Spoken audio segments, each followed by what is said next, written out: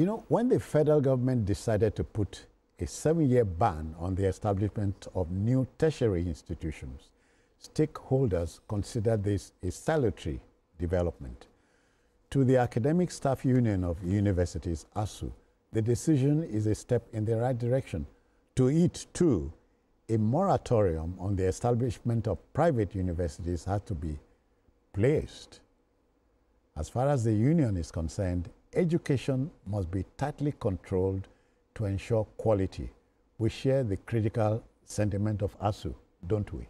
Yeah, this, at least for a very long time, for the first time in a very long time, the federal government and ASUU, they are on the same page. For more than 10 years, ASUU has been talking about criticizing proliferation of universities. And what it shows that what the federal government did recently, you know, by putting a seal for the next number of years. 10 years, yeah. Yes. I think it's a very popular position. Because the situation where you have about 30 universities that with zero subscription from students, that is quite frightening. I was traveling sometimes and I saw one building, just one single building.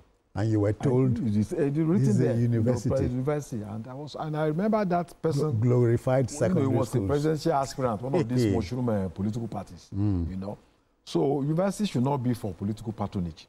It should be driven by quality of excellence, quality of you know of skill development, and human power development that can compete with anywhere in the world. So I'm glad that we realize that ASUU is also on the side of the federal government. Now that we have about 297 universities in all, and I think about 259 private universities. Most of those private universities, if you go there, maybe just less than 60% are viable.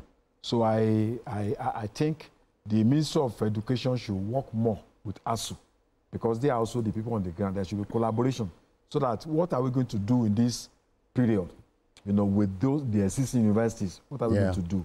And I think I also buy the suggestion that there should be a kind of moratorium on establishment of more private universities.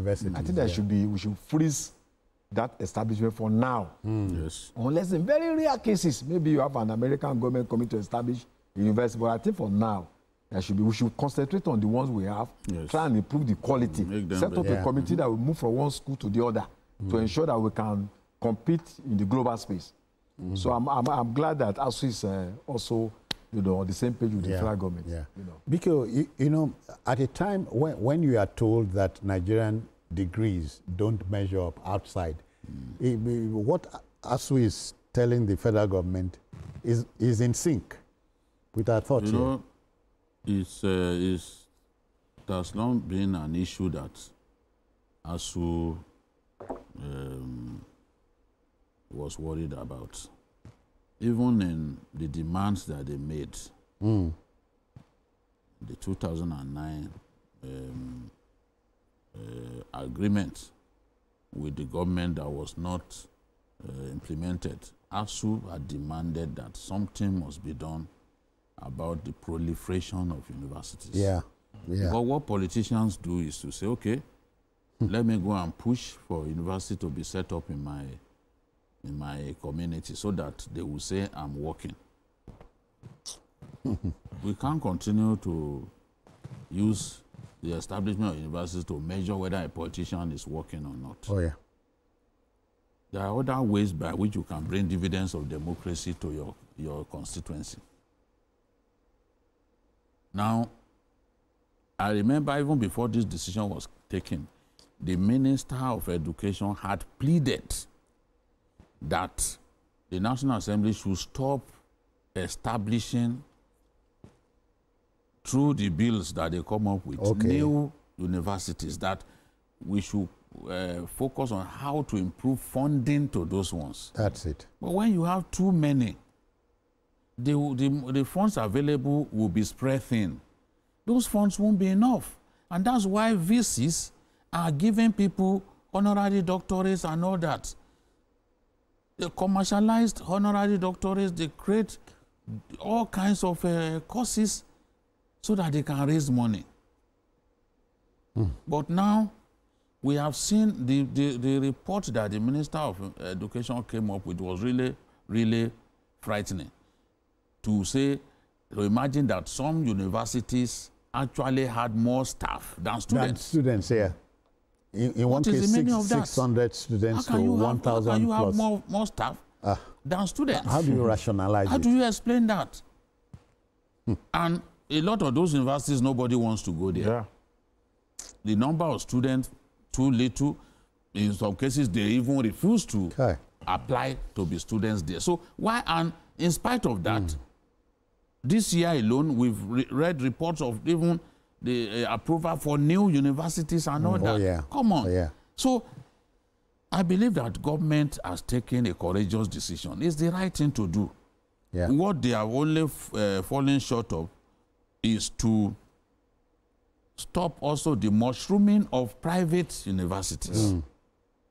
Because it's not public universities alone that we are talking about here. Private universities too, we need to stop the mushrooming of private universities. And I think that what we have now, if we can give ourselves 10 years, we will be able to fund the ones we have appropriately. 339 universities, 72 of them federal, 108 states, and 159 privately owned. Come on.